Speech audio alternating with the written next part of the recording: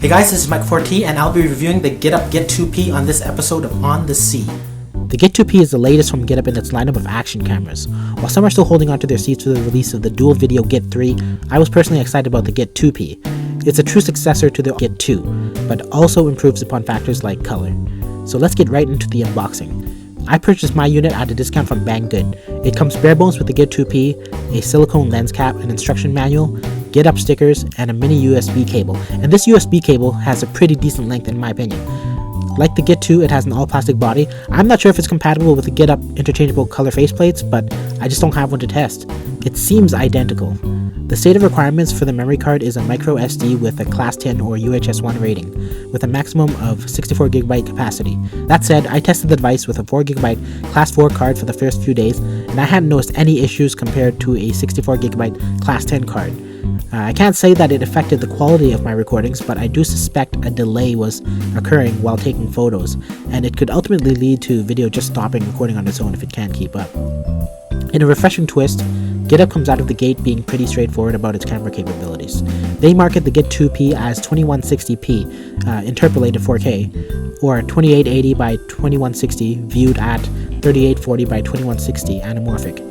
Just to explain the contrast, there are many action cameras out there that are often falsely advertised as 4K, and they kind of get away with it because either it's using interpolation, some kind of scaling, or sometimes they're just referring to the photo capability. GitUp seems like a decent company. You can often find GitUp on several forums, actively searching to help its customers who may be reporting on issues. For the record, I recognize I'm saying a lot of good things about them right now, but this is not a sponsored video, and nobody at GitUp is paying me, although they should be. So how does it perform? My reason for buying this was for it to be a discrete recorder of 1080p 60 frames per second video, and for it to be able to compare alongside my 4K camera recordings. I have a DSLR that can take 4K at 30 frames per second and 1080p at 60 frames, but I can't do both. And so if I'm doing an important event and I'm recording an important moment, I can't very well slow it down if I want to use 4K, and vice versa. Newer cameras, you can probably do it. So at 1080p 60 frames per second, both with and without the gyro turned on, the Git2P didn't disappoint me. This is a mode that qualifies the device as an action camera. During the day, it provided a clear and stable frame rate, and everything was in focus with great colors. Even compared with the G7, I found the Git2P to be reliably sharp. It's really only slightly off in colors by comparison, and can be expectedly blotchy in foliage or where finer details would be. I would happily use this at events for parallel footage. At 2160p, you'll get more sharpness and more detail in the image. This mode is great for capturing either stationary or smoother, slow-paced action. If you have no plans to record at 60 frames per second but still plan on uploading at 1080p, you might consider recording at this resolution and then downscaling because you will get more detail. With movement, it can still be blotchy and you can streak in some situations where there's finer details. One negative I did notice is that the gyro stabilization was either hit or miss at this resolution. There were times when it would actually introduce more vibration into the video and sometimes make it fuzzier, especially if there was a lot of detail to see. In the end, I felt it was best to turn off the gyro at this resolution because, regardless of whether it works or not, turning it off allowed me to capture a sharper image regardless. And that's really the point of having this resolution, in my opinion. If you're using an external steadying device or planning to post-process with warp stabilization, I think that would be best.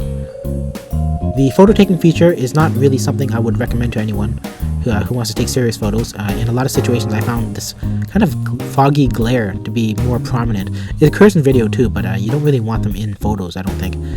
I don't know if this is due to the lens, but to test it out, I did make a lens hood for the Git2P, and it marginally reduced the glare and added more contrast, but I think it needed to be even larger, like almost ice cream cone size. But this problem, it doesn't seem uncommon when you look at other action cameras, so that's just me nitpicking. Zooming into 100% on these photos, you'll find them cross-hatched or with other artifacts. The nighttime performance depends entirely on available lighting, but in the best situations where you aren't reproducing daylight, I just wouldn't expect much out of the camera.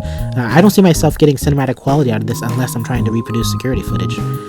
There are many white balance modes included in the device, and depending on the weather or lighting, you might find it better to set to one of the presets instead of leaving it on auto white balance. So some more notes are the Git2P has 4 main modes: video, photo, playback, and settings. And the odd thing about this is that in the video and photo mode, there are even more settings, which you kind of have to remember to adjust before usage. I had an issue with my first day of testing where I would set the white balance in video mode, but in photo mode it wasn't done, and so I ruined a lot of photos that way. It was still set to automatic white balance, and this is something to keep in mind if you're using this camera for both photos and video.